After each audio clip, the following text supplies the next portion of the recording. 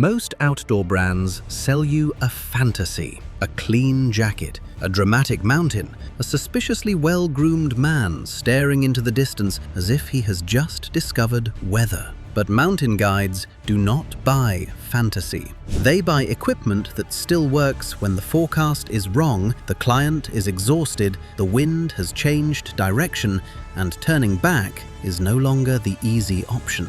And the jacket a guide trusts at -10 may cost less than the one someone bought mainly for walking the dog. Professionals do not begin with the logo. They begin with failure. What leaks first? What tears first? What becomes useless when gloves are on and everybody is tired? Today, we are looking at 10 outdoor brands that earn respect among guides, climbers, expedition users, and people who spend too much time in bad weather. Some are famous, others are badly overlooked, and one of the most interesting appears before we are even 3 brands in. This is a test of trust. The repair pioneer, Patagonia. Patagonia is an obvious name, but perhaps not for the obvious reason. Yes, the company makes excellent technical layers, but professionals often value something less glamorous. What happens after damage? A guide needs clothing that can be patched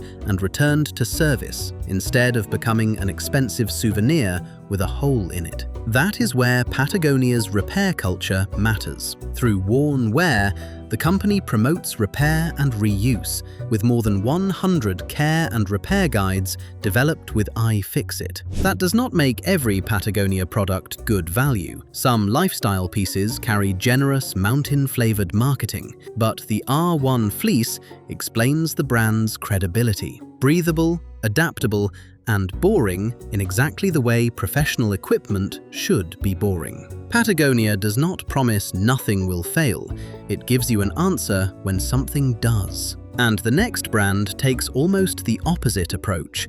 Less cultural storytelling, less visibility, and an almost obsessive focus on performance per gram. The ultralight genius, Montbell. Here is the early surprise. Montbell was founded in Osaka in 1975 and still describes its design philosophy with 2 phrases: function is beauty and light and fast. Montbell removes weight without removing function. Some pieces feel suspiciously light, as though somebody forgot to finish them, and that is precisely why experienced guides, climbers, and long-distance hikers notice the brand. Beginners ask how tough something feels in the shop. Professionals ask how much energy it saves after 10 hours, and whether it does one job exceptionally well. The plasma down pieces and Versalite rainwear capture that mentality.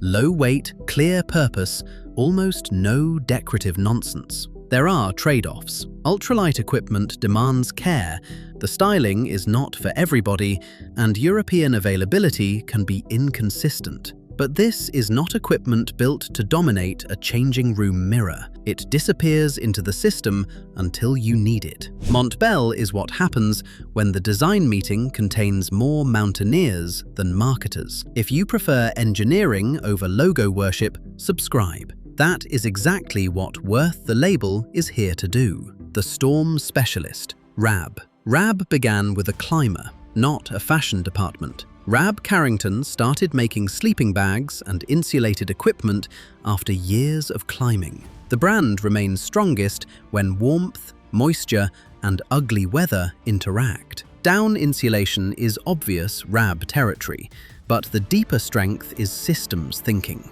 One badly chosen layer can compromise everything around it. Warmth is useless if it traps moisture. A light shell is useless if its hood becomes a blindfold. And a beautiful backpack is useless if it starts negotiating with your shoulders after 6 hours. RAB's technical pieces tend to be specific. The cuts are purposeful, the hoods are serious, and many products look ready for work rather than coffee. Good. Coffee shops have central heating.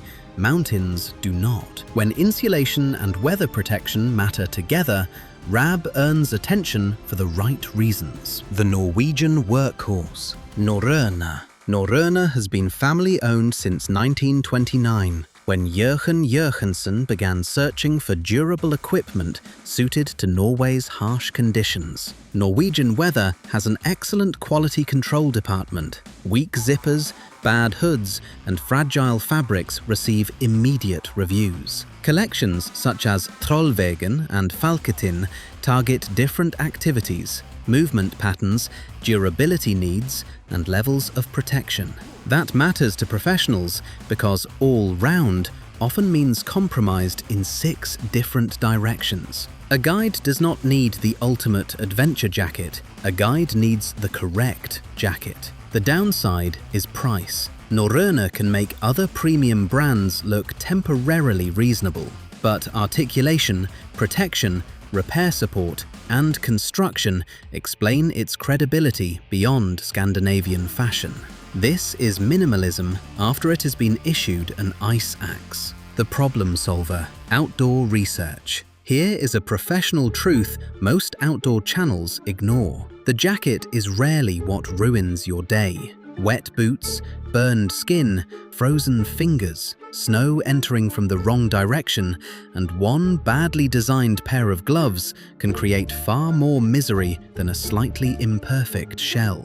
Outdoor research built much of its reputation around solving those specific problems. It is especially compelling in gloves, gaiters, sun protection, and accessories. Categories that rarely dominate thumbnails but often determine whether a day remains manageable. The crocodile gaiters became a classic by performing one unglamorous task extremely well. Its gloves and sun hoodies follow the same logic. Identify the failure point, then remove it. Outdoor research can look less exciting in a store than it feels on a mountain. It does not always sell the fantasy, it sells the missing piece. Professionals remember the equipment that prevented an inconvenience from becoming dangerous. Later, we will meet a European specialist that applies this same obsession to sleep systems, with far less mainstream recognition. The durability icon, Fjällräven.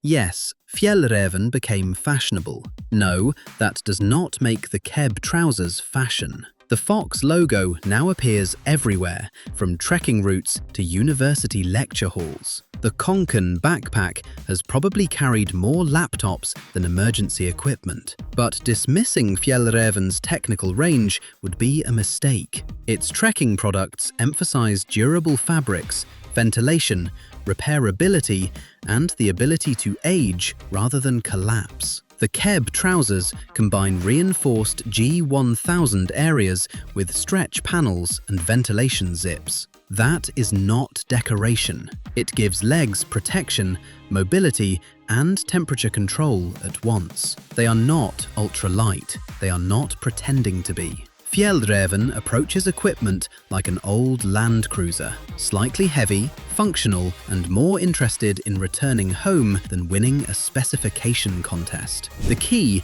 is choosing technical Fjällräven rather than merely buying the badge. One is outdoor equipment, the other may be a very expensive way to transport a laptop and one banana. The alpinist's choice. Mountain equipment. Mountain equipment is one of those brands serious climbers know and everybody else assumes is a generic product category. That is unfortunate branding. It is also excellent camouflage. Founded in Britain in 1961, the company developed sleeping bags and clothing for mountaineering and expedition use. Consider what a serious mountain jacket must do. It must work with a harness, allow overhead movement, protect the face, and remain usable with gloves. Those details look boring until they are wrong. Mountain equipment understands this geometry. The same focus appears in its insulated clothing and sleeping bags, where construction matters more than lifestyle visibility. The brand is not inexpensive, but it often sits below the most fashionable premium names while competing on genuinely technical ground. That makes it classic, worth the label. Not cheap, not flashy, frequently better value than the logo hierarchy suggests. You may not get recognized in the hotel lobby, you may be much happier when the temperature drops. The beautiful oddity, Klettermusen. Klettermusen is what happens when Scandinavian engineering develops a rebellious personality. The Swedish brand uses unusual fabrics, asymmetric closures, and reinforced panels that can look strange until their purpose becomes clear. This is not outdoor clothing designed by a nervous committee. It has opinions. Klettermusen prioritizes movement, durability, and repair-minded construction while trying details other manufacturers avoid. The result can be brilliant. It can also be expensive, difficult to find, and visually capable of making you look as though you are repairing a satellite on a glacier. But that individuality is the point. Klettermusen rethinks how pockets open, loads are carried, and fabrics are reinforced. For the right use case, that can be exceptional. For buyers who only want a famous logo, it can become a very costly conversation starter. The performance background, Arc'teryx. Arc'teryx is not number one. We can already hear the keyboards. But placing it here does not mean the brand is universally overrated. At its best, Arc'teryx remains a benchmark for articulation, hood design, and shell construction. The Alpha SV earned recognition through alpine use, not expensive sneakers. The problem is that the logo escaped the mountain. Arc'teryx is now technical equipment, fashion, status, streetwear, and occasionally a highly efficient method of spending 800 euros before walking the dog. That creates two brands under one dead bird logo. There is technical Arc'teryx, precise, specialized, and often excellent. And there is social Arc'teryx, purchased because the weather application displayed one cloud. Mountain professionals trust the first version. Worth the label is much less convinced by the second. Buy Arc'teryx when its fit and construction solve a real problem better than the alternatives. Do not buy it because somebody on TikTok stood near a waterfall. The quiet specialist, Cumulus. The final brand lacks the biggest stores, loudest campaigns, and most recognizable logo. Cumulus is a Polish specialist in lightweight down sleeping bags, quilts, and clothing. And this is exactly why it belongs here. Specialists can beat giants because they do not have to design for everybody. They can obsess over fill power, baffle construction, fabric weight, and the details that make a sleep system brilliant at 2 in the morning. Or a nylon bag filled with regret. On selected sleeping bags, buyers can configure sizing, fabrics, down quantity, and overfill, instead of accepting one mass-market specification. Sleep systems are personal. A tall, cold sleeper on a damp trip has different needs from a smaller, ultralight hiker. Cumulus appeals to users who compare warmth, grams, and construction rather than brand awareness. It is not cheap, but more of the price appears to go into insulation and specialist design, and less into showing you the logo 12 times before breakfast. This brand captures the entire point of the video. Professionals do not always choose the name everyone recognizes. They choose the product that solves the problem with the least drama. Conclusion. Guides do not trust one logo. They build a system. Repairable layers, reliable shells, efficient insulation, durable trousers, dependable accessories, and equipment that solves small problems before they become dangerous ones. That is the real difference between shopping like a consumer and buying like a professional. Consumers ask, which brand looks best? Professionals ask, what fails first? Ask the second question, and suddenly the outdoor industry looks very different. Stop paying for the mountain in the advertisement. Start paying for the equipment that gets you off the real one.